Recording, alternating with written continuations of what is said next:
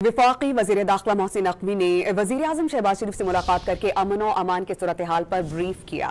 वज़ीर आज़म ऑफिस की जानिब से जारी एलामिया के मुताबिक वज़ीर दाखिला ने वज़ीर आज़म से लाहौर में मुलाकात की। ज़राए के मुताबिक मुलाकात में मजहबी जमात पर पाबंदी से मुतालिक पंजाब हुकूमत की भिजवाई गई समरी के मामले पर गौर किया गया। वज़ीर दाखिला और वज़ीर आज़म के दरमियान ये मुलाकात ऐसे वक्त में हुई जब पीपल्स पार्टी ने वफाकी हुकूमत को तहफ़्फ़ुज़ात दूर करने के लिए 1 माह का वक्त दिया है।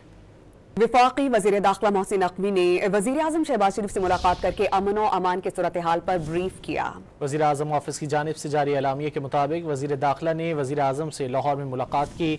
ज़राए के मुताबिक मुलाकात में मजहबी जमात पर पाबंदी से मुतालिक पंजाब हुकूमत की भिजवाई गई समरी के मामले पर गौर किया गया।